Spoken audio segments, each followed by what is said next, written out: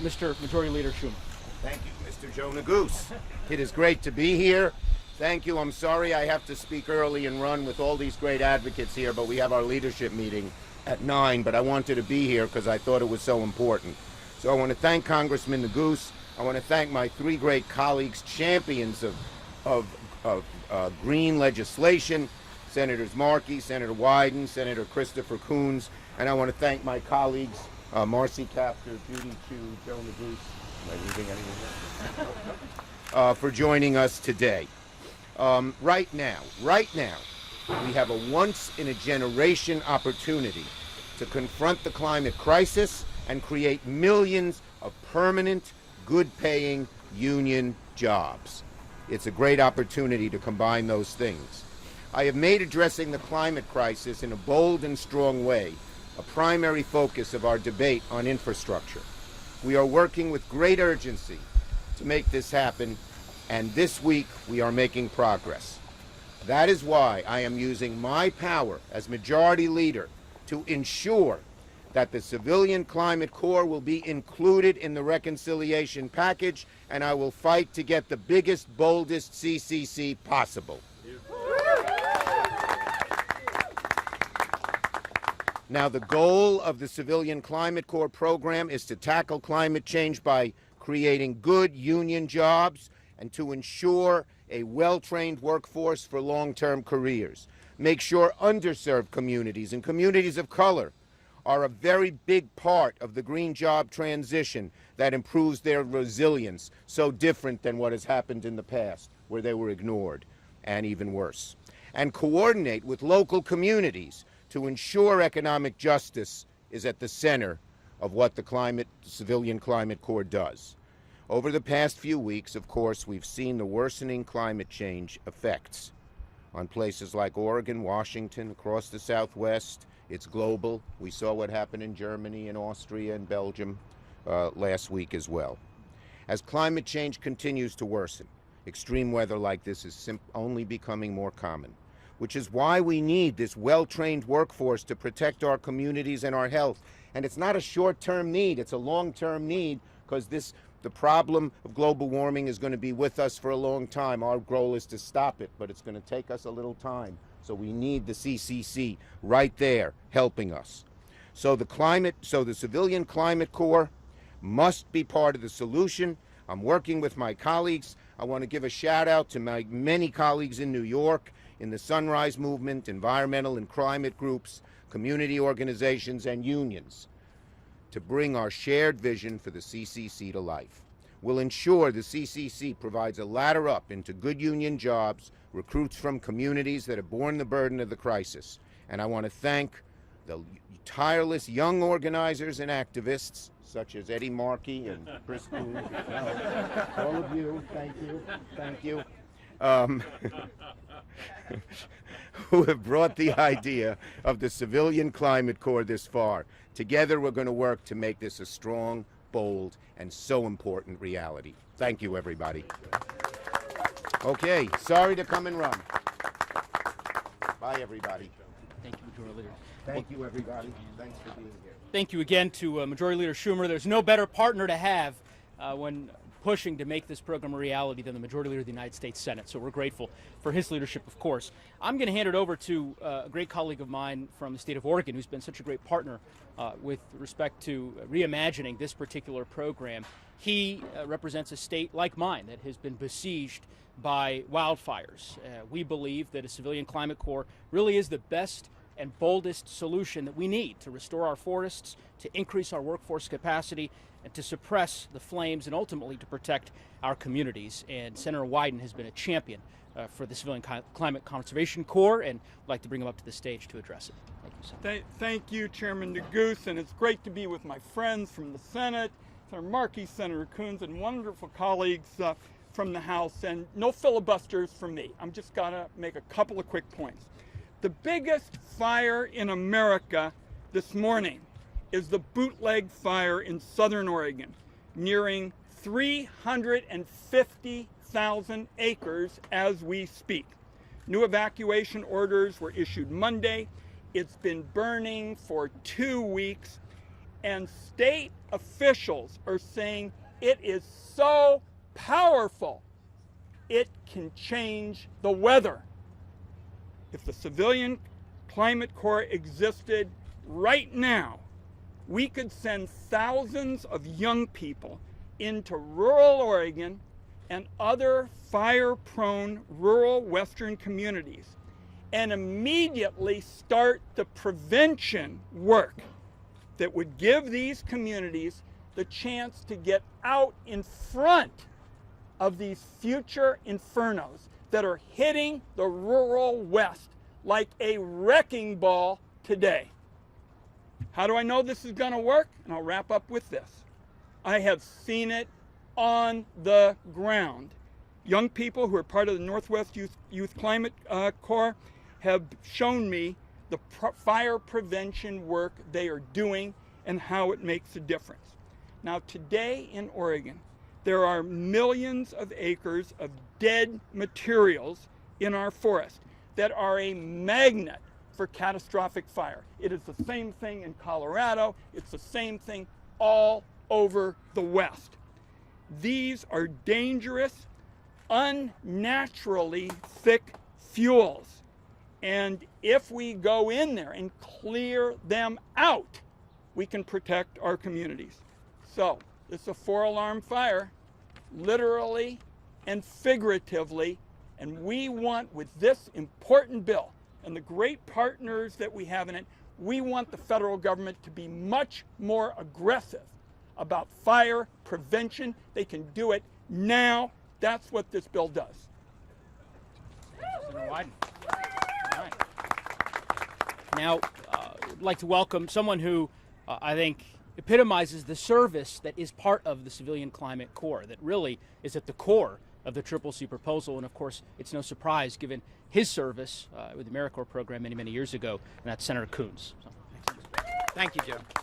Thank you, Congressman Neguse. Thank you to all of my colleagues from the Senate and House who join us this morning for this exciting announcement, just to reaffirm the very broad and deep support in both caucuses in the House and the Senate to carry forward on President Biden's bold commitment to a Civilian Climate Corps.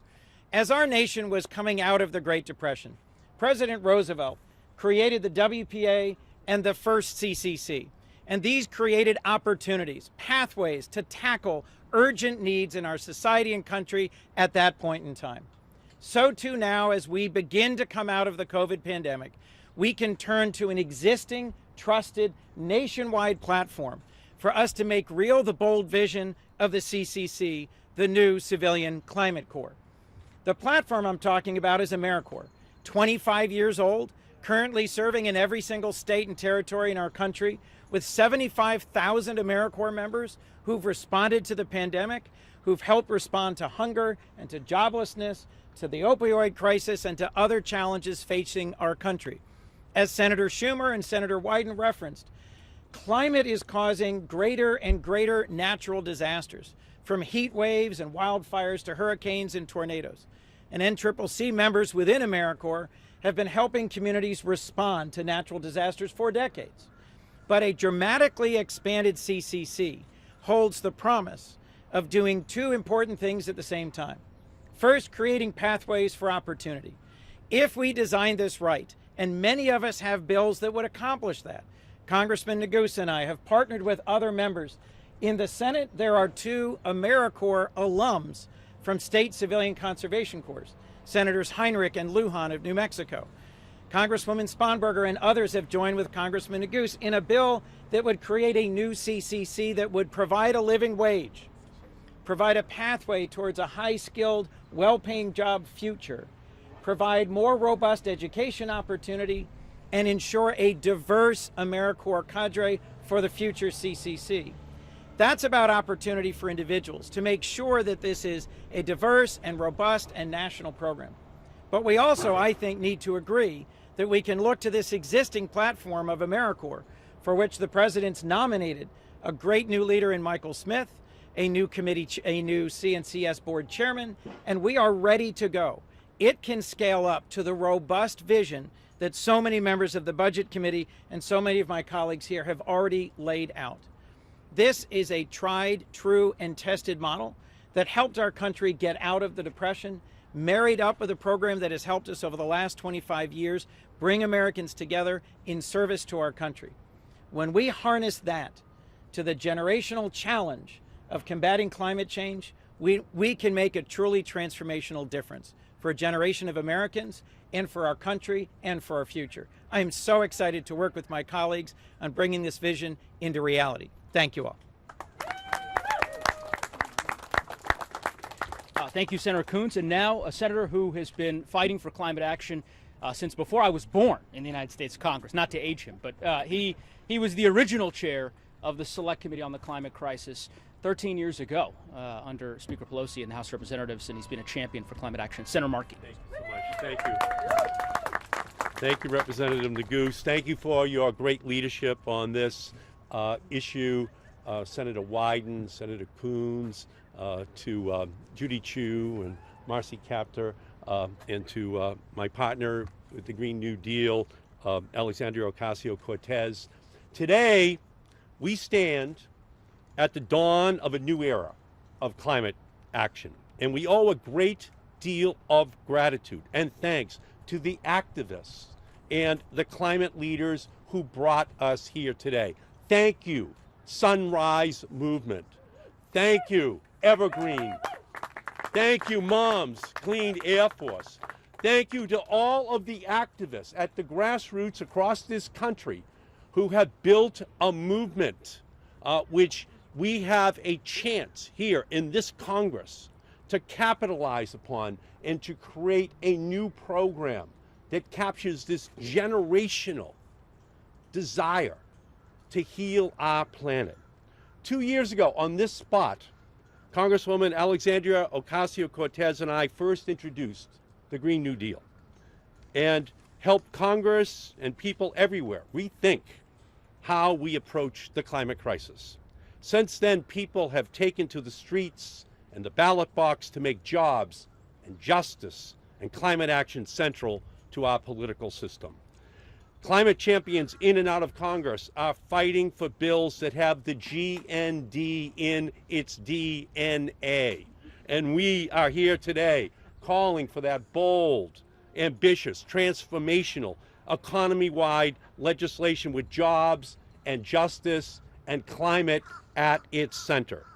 I was proud to stand alongside Congresswoman Ocasio-Cortez this year as we reintroduced the Green New Deal and also brought forward our new Civilian Conservation Corps, because that legislation is a pathway to new jobs in our country, union jobs for young people, so that they can, through apprentice programs, not just have a job, but have a career in fighting this climate crisis, and a pathway for education, a pathway for them to pay off their student loans or to go to college. It would center jobs and justice within the vision of a climate-safe future. It would respond to the climate crisis at the scale at which it demands, and it would put millions of people back to work in the short term, but it would put millions of people on the pathway to lifelong climate-smart careers. And that means 50% of the Civilian Climate Corps funds must go to environmental justice communities. $15 an hour must be our floor, not our ceiling. And we have to ensure that we need and support the health and child care and transformational job training and educational benefits that every single family in our country needs. President Roosevelt's CCC mobilized millions of Americans, but its doors were shut to millions of Americans, including people of color and women. It is time for us to reinvent, reimagine, and rebuild America with a Civilian Climate Corps. I'm proud to help us to get this across the finish line with the standards which our country deserves. We have Senator Schumer supporting us in the Senate. Thank Senator Schumer for coming here today. We have President Biden who wants a Civilian Climate Corps. We now have to get this over the finish line with the standards which we need. And it is now my pleasure to introduce a transformational leader for climate action, human dignity, and so much more. Congresswoman Alexandria Ocasio-Cortez, welcome. Thank you so much, Senator Markey. And I mean, so many of our colleagues have already said it all, but the creation of a civilian climate corps is not just something that should be done, it's something that must be done. And I am so thrilled and encouraged at the progress that has already been made. We have the Senate Majority Leader that has, in Senator Schumer, that has taken this up, taken this cause up. We have encouragement and we have the support from the White House in President Biden. So the question is not just if we're going to do it, but how big, how ambitious, what are we going to do with it as well? And I kind of sit here and I think, and we all sit down and imagine, what if 3 months after the mobilization, 3 months after the authorization of a civilian climate corps, 250,000 young people were employed in a dignified job? What if this led to record improvements and record performance in containing our wildfires across the country? What if this led to tens of thousands of new trails in our National Forest and Park Service? And what if I told you that this isn't something that we have to imagine doing, but that was actually the record of the original Civilian Conservation Corps in 1938? This is not a pipe dream, and this is not some big and progressive vision that is quote unquote unrealistic. This is what we have already done. We've already done this. And so our mandate today is not just to revive some of the most ambitious programs and ideas, but so much of this is about how we go even bigger and better than we did originally. The original Civilian Conservation Corps under FDR was the largest peacetime mobilization of young Americans in American history. In American history. And that is what this moment in this climate crisis, you know, the climate crisis didn't even exist in the scale that it does now in 1938. And we knew then the importance of caring for our land.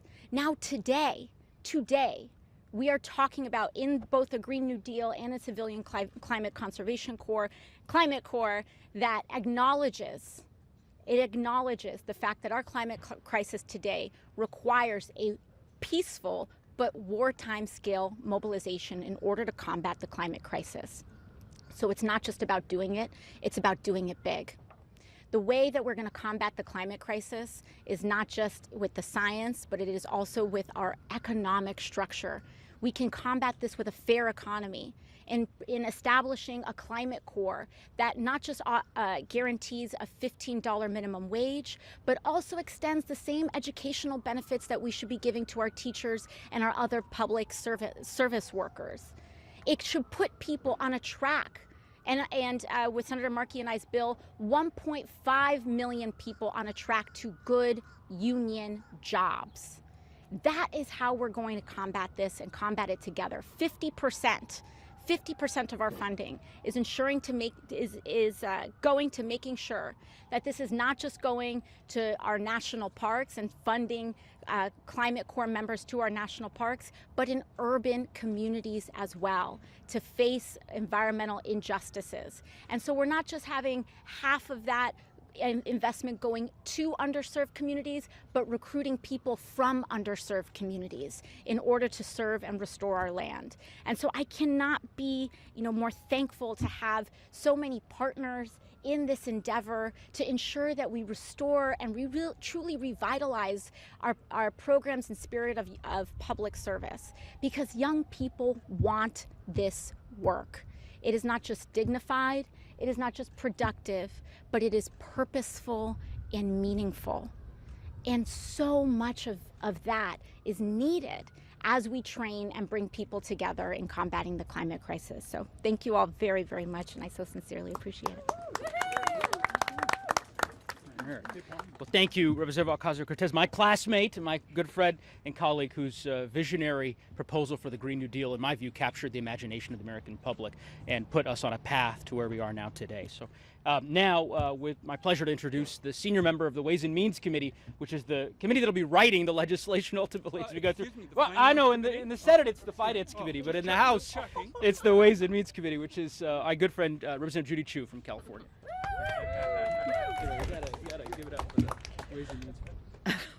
Well, as a representative from Southern California, where climate change is driving historic droughts and so many wildfires, I'm honored to join my colleagues here today in calling for a new civilian climate corps to help combat the impacts of climate change and build a sustainable future for all.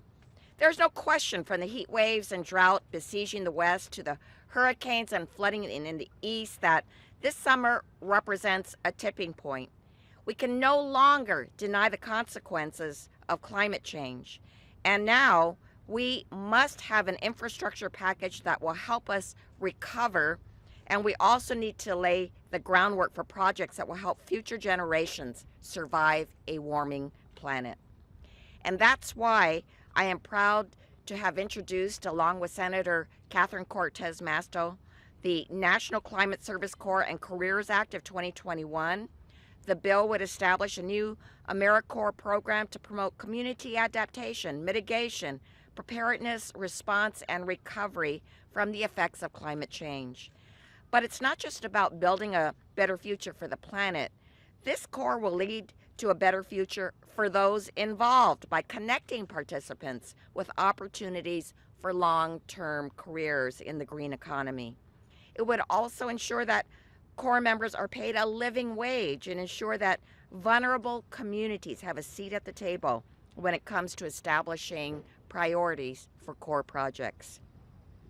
This kind of investment is not only possible, it's proven.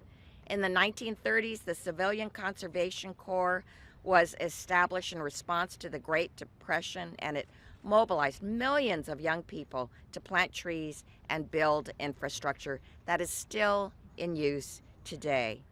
But now our National Service Corps can respond to a new crisis by defending vulnerable communities from climate change and providing such a valuable experience for our young people.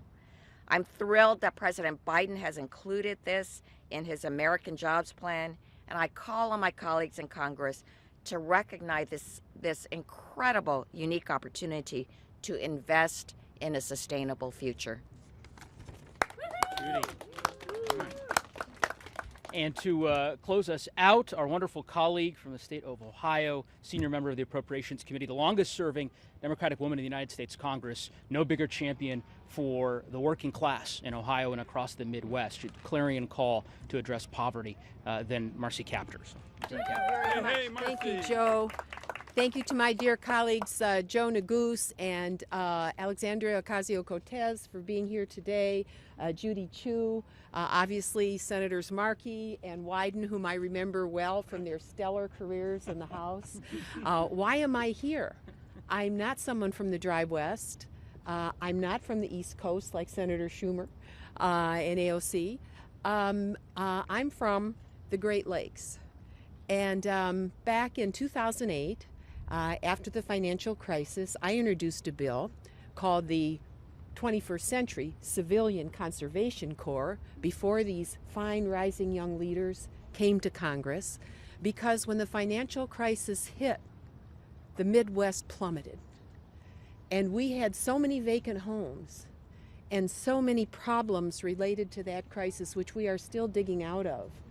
The only way I saw forward to begin to rationalize the housing market was to reviving something that had been called the Civilian Conservation Corps, and to include urban areas, to make sure that they weren't forgotten.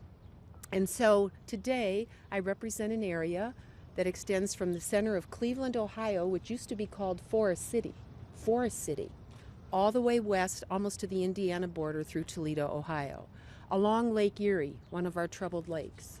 About a week ago, I drove back here to Washington, 7.5 hours from Toledo to Maryland, in the worst torrential rains I have ever driven through. It was truly frightening. I worried most about whether, as I negotiated through the mountains of Pennsylvania, whether one of those big rocks would actually drop down on the highway. I've never worried about that before.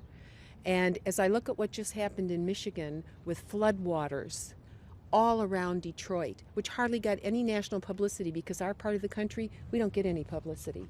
We fight here kind of in anonymity, and it is so wonderful to see a new generation coming forward that wants to include everyone. But I can guarantee you the states of Michigan and Ohio alone, in order to produce more oxygen, have to plant 20 million trees.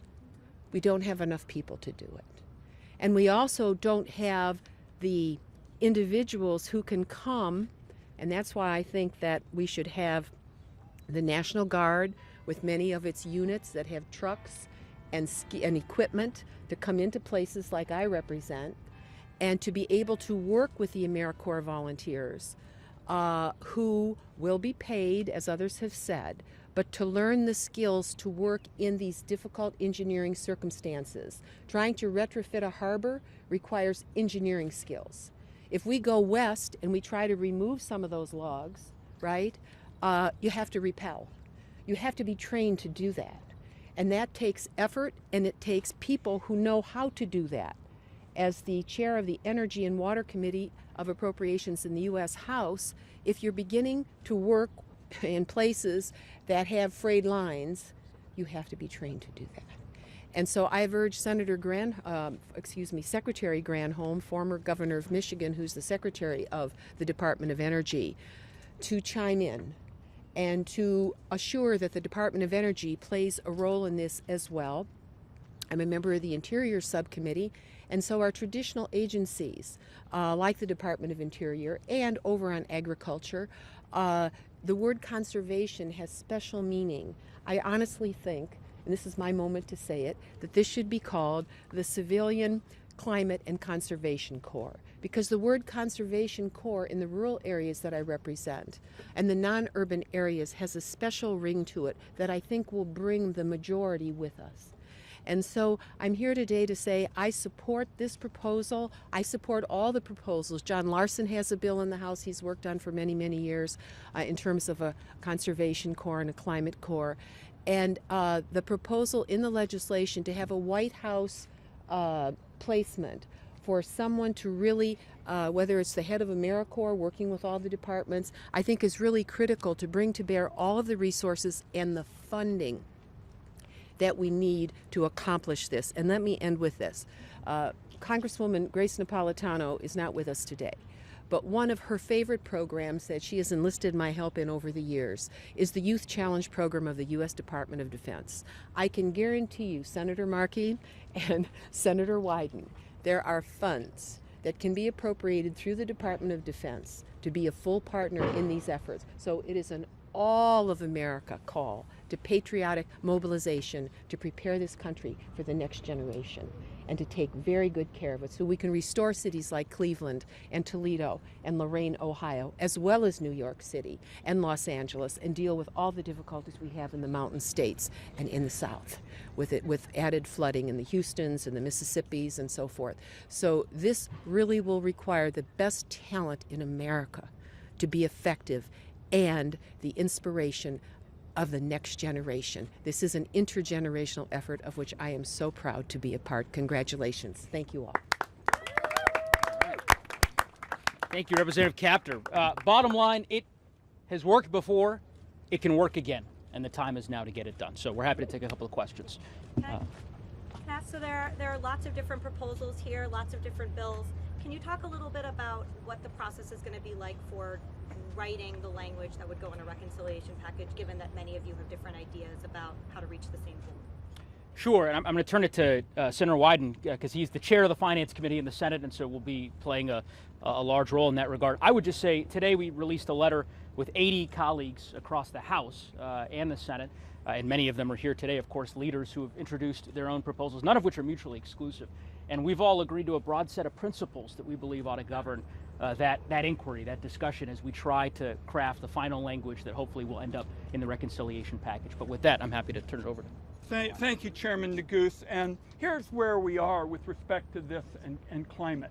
As you know, the Senate Budget Committee is getting ready to essentially lay out the framework. I mean, we're talking about 24 hours from now.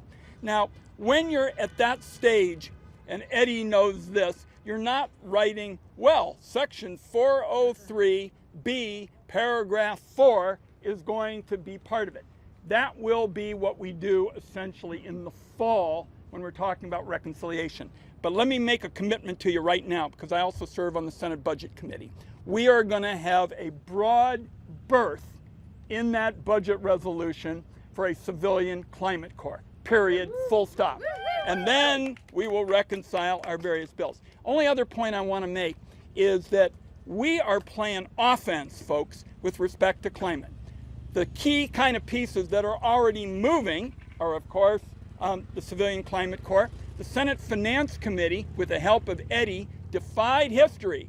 And we took the tax code and basically set it aside, and we're going to have a new tax system which rewards people for reducing emissions. Nobody thought it could happen. And finally, just in the last couple of days, we've staked out some important ground to make sure that foreign countries, when we're greening our infrastructure, can't undercut our workers and our manufacturers. That is a pretty powerful trifecta, and it is moving right now.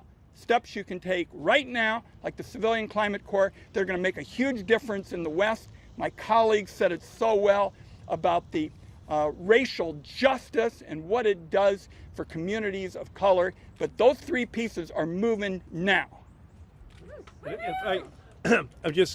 Ron is right. We're going to move forward on this. There's no retreat. We're going to have a Civilian Climate Corps. It's going to pass. The question is, what's in it? And from my perspective, $15 minimum wage, that has to be in there at a minimum. We have to ensure that environmental justice communities get at least 50% of the help, and that we recruit in those communities across the country that have historically been left behind. No question that has to be key, that we're recruiting, that we're finding those people who have historically not been a part of these kinds of programs, and that ultimately the number is big enough that this is going to make a difference, a big difference. And I think that we can agree upon all of that, and that young people are put on a pathway to union jobs through apprenticeships. They're put on a pathway to go to public universities, and our legislation is $25,000 a year, which a young person would get if they serve 2 years, $50,000 to either pay for their tuition or to have loan forgiveness. We have to have that kind of a program to make this Civilian Climate Corps available and accessible to all Americans, not just suburban young people who may have parents who can help to support them, but every single person in our country, regardless of color, regardless of their community, are participants. And I don't know if anyone else would want to get in and speak as well. No, just that I think that the beauty of reconciliation is that it's not an either or proposition. It's a yes and proposition. It's how are we going to combine elements from every single one of our proposals in order to make not just a robust program, but one that is inclusive and acknowledges these inequities. You know, as Senator Markey mentioned, the provisions in our bill around education forgiveness, around extension of health care, around increases in AmeriCorps wages, these are not just progressive nice to haves. People from communities like mine in the South Bronx do not enter AmeriCorps not because they don't want to serve, but because they can't afford to serve. And so many people I know, one of my best friends, she worked, on Wall Street for a long time because she had no other option to pay off her student loans, none. So she just paid it off, and what is she doing? She put in her notice, and she's going to enlist in AmeriCorps because she can afford to do it 10 years after graduating college. And so the reason that these provisions are important, the reason I was just exchanging a note with Representative Kaptur about the integration of these programs within existing assets and infrastructure. All of this is, again, it's a yes and approach. It's not a which bill are we going to accept. It's not competitive, it's inclusive. Last question. I just would say, I think the representative said it best with respect to not being mutually exclusive. I also think it's worth repeating a note that Senator Markey said. One of the original Civilian Conservation Corps camps is in my district in Colorado. I had a chance to tour it not that long ago. It's not lost on me that someone who looks like me wouldn't necessarily have been able to participate in the program of the 1930s, which excluded a vast majority of our society. And I think the focus on equity and equality and the focus, I think, that permeates all of our different proposals to try to recruit minorities and women and a broad spectrum of Americans into this program is what makes this so exciting. So with that, what was Sally, do you want to, yeah, go ahead. On the emissions reduction provision that Senator Wyden just mentioned, how exactly would that affect small businesses that are related to the transportation industry, specifically the auto industry, the vehicle industry? Can you describe that, please? Yeah, the automobile industry was very much involved in the negotiations to put this package together. Be glad to outline the specifics, but there are a whole host of incentives, particularly to create new opportunities in the domestic automobile industry for electric vehicles and the like. But I can tell you the automobile sector was very much involved in all of those negotiations, and I'd be glad to outline it for you. Thank you all again for joining us. We very much appreciate it. And thank you to all my colleagues. Let's make it happen. All right, so, thank you all.